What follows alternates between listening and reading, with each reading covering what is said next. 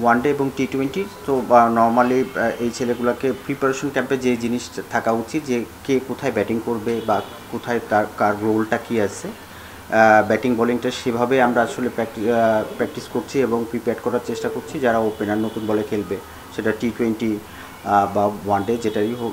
আপাতত যেটা আমাদের প্রথম, যেটা আমরা এখন ওয়ানডেকে মাথায় রেখে আসলে প্রিপারেশনটা নিচ্ছি, তারপরে আমরা টি-20টার জন্য রেডি হব।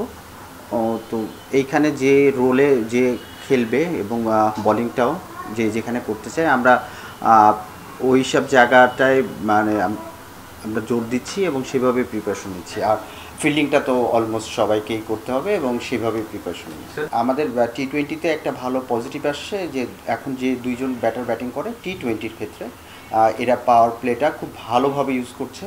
আগে যেটা আমরা অনেক দিন ধরে আমরা আসলে স্ট্রাগল করছি, তো দুইটা ছেলে, ইয়াং ছেলে, আমি বলবো যে এখন এটা আমরা বেশ ভালো অ্যাচিভ করছি। কিন্তু ওইখান থেকে তার পরের খেলাটা, যে মিডল ওভার খেলাটা, ওইখানেও আগে যেটা ছিল যে খেলার প্যাটার্নটা, যে রান রেটটা 7-8 করে করলেও হয়, কিন্তু এই খেলাটা এখন কিন্তু অলমোস্ট 9-10-এ চলে গেছে।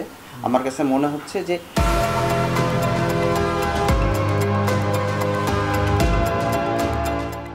এই জায়গাটা আমাদের মিডল ওভারের খেলাটা ইমপ্রুভ করতে হবে এবং ডেথ যেটা আছে টি-20-র, এখানে আরও আমরা দেখা যায় যে লাস্ট 30 ওভারে 30 বলে 50 করি বা এর মধ্যে থাকে, এটা 60+ করতে হবে। তো আমার কাছে মনে হয় যে এই দুইটা জায়গায় ইমপ্রুভ করতে হবে এবং এইগুলো মাথায় রেখেই আসলে কাজ করছি যে মিডল ওভারে খেলার প্যাটার্নটা কেমন হবে, ব্যাটসম্যানরা কীভাবে আসলে খেলবে, এবং শুধু ব্যাটসম্যানরা না, টি-20 বলাররাও আসলে মিডল ওভারে কত কম রান দেওয়া যায় সেটারও আমরা প্র্যাকটিস করছি। এবং ডেথ ওভারে আসলে ডিপেন্ড করে কিছু জায়গা আছে স্পেসিফিক বলারদের ক্ষেত্রে এবং ব্যাটসম্যানদের ক্ষেত্রেও।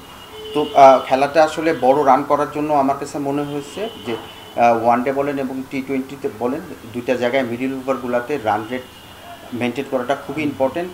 আমরা এখানে যেটা করছি যে ওয়ানডেতে যারা মিডল ওভারে ব্যাটিং করবে তারা আসলে 5-এর উপরে রান রেট কীভাবে আমরা মেনটেন করতে পারি, যেটা আগে আমরা নর্মালি 4-এ খেলতাম, এটা 5-6 কীভাবে করা যায়।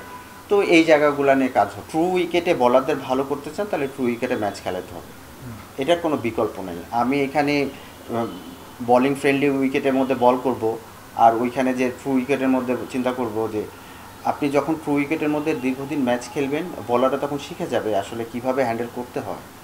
আপনি যখন আপনি যখন টি-20তে আপনি যদি ব্যাক টু ব্যাক 2টা 6 খান, 3 নম্বর বল আপনি আসলে মেন্টাল স্ট্রেংথটা কীভাবে ধরে রাখতে পারছেন, এগুলো আসলে ওই সিচুয়েশনে বারবার আপনি যদি না পড়েন তাহলে আপনি কখনোই শিখবেন না। তো এইটা আমাদের ডোমেস্টিকে যদি আমরা রেগুলারলি ওয়ানডেতে 300-র উপরে রান খেলি এবং টি-20তে 200-র উপরে, তাহলে আপনি আসলে বলাররা শিখবে। না হলে ইটস এ ভেরি ডিফিকাল্ট ওইখানে এই চ্যালেঞ্জগুলো নিয়ে আসে। হ্যাঁ, আপনি যখন টিমে যখন অলরাউন্ডার না থাকবে তখন টিমের ভারসাম্যর জন্য আসলে খুব ডিফিকাল্ট হয়ে যায়। তো টিমের ভারসাম্য তৈরি করে আসলে অলরাউন্ডার থাকলে টিমের ব্যালেন্সটা খুব ভালো তৈরি হয়, টিমের কম্বিনেশনটাও ভালো থাকে এবং স্পেশালি কোচদের জন্য খুব মানে রিলিফের জায়গা থাকে।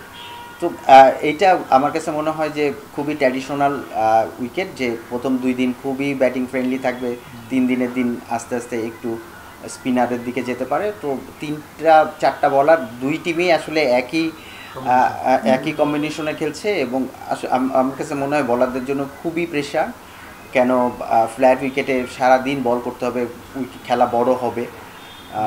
তো আমার কাছে মনে হয় যে বলারদের জন্য একটু চ্যালেঞ্জিং।